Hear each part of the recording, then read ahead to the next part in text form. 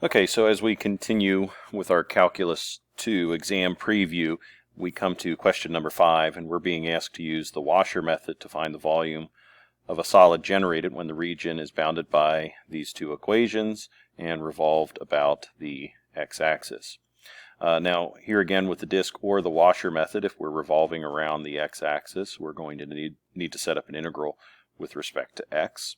And the area associated with the washer this time, recall, is the difference between two circles. If we had area of the first circle minus the area of the second circle, they both have a common factor of pi, but it's not appropriate to factor out a square in this case. So we need radius squared of radius 1 and radius 2 squared as well. And so this is the area formula that I would use on the interior of the integral. Now again, since we're revolving about the x-axis, I kind of like to picture this shape here. Here's what's going to happen if we revolve that inner boundary, if you will, around the x-axis, and then we've got this outer boundary that comes along this way, and we've got this outer shape as well. And so the volume that we're after is this section revolved into this position as we continue to rotate around that x-axis. So I'm going to say that my outer circle is a result from this formula. My inner circle is the result of this formula. So as I consider my radius at any given x component, we've got a radius 1 here, sorry, radius 2, I'll call this the inside, and radius 1 would be the full length from the x-axis all the way to the top of this curve. Okay, so that gives me an idea of what the radii are going to be, and I could start to set up this integral now. Pi times radius 1 squared minus radius 2 squared. Well, radius 1 is going to come from the formula 8 square root of x. So there's my radius squared minus my inner radius 4x quantity squared. But I still don't know my boundaries or limits of integration. So we need to figure that out.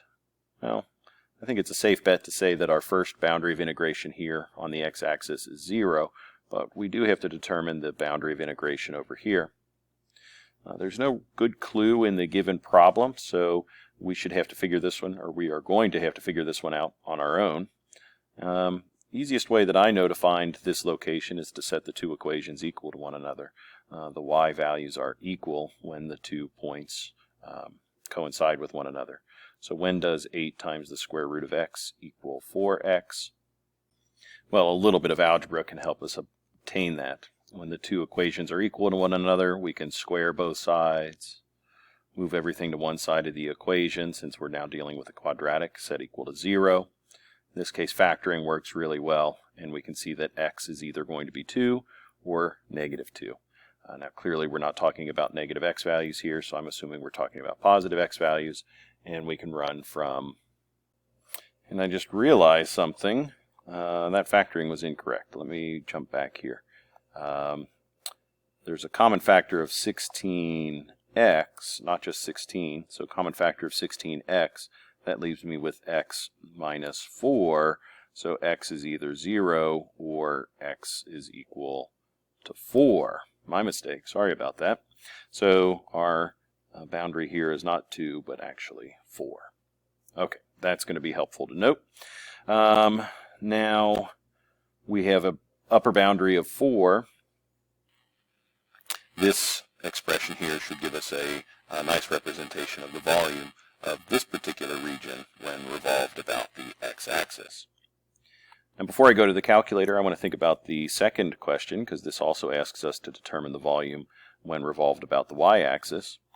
We have the same pair of equations that generate the region, only this time we're going to revolve around the y-axis. And this time my outer radius, if we want to call it that, my first radius is going to come from this diagonal line, and my second radius comes from this curved line.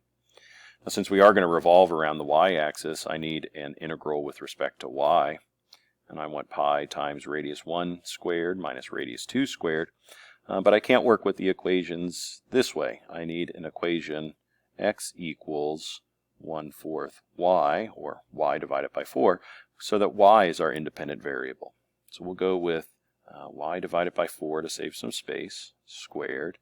And then in this case, well, if y is equal to 8 square root of x, then I think x would be equal to y divided by 8 squared, and that would isolate x.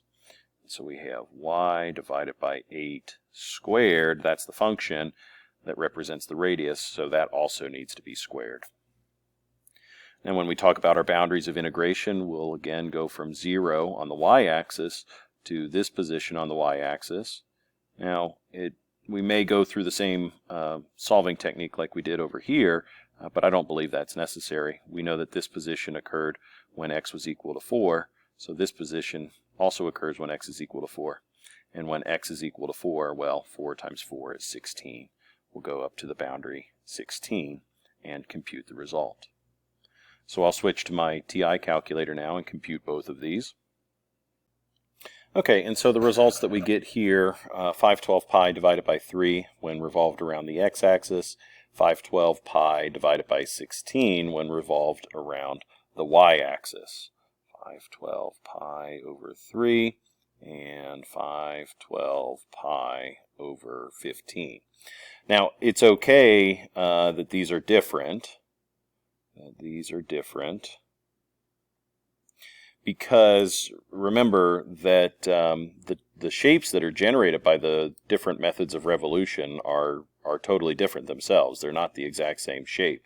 So this one up here has a straight line on the outside edge and a curved interior cavity, and the opposite's true. We ended up with a curved exterior cavity and a straight edge interior. It is possible that the two volumes are the same if the shapes are slightly different, but it's not a requirement for this. By revolving around two different axes, we do generate two different shapes, two different volumes, and it's okay that they're different.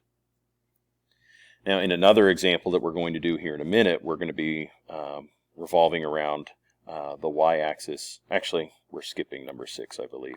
When I come back with the next video,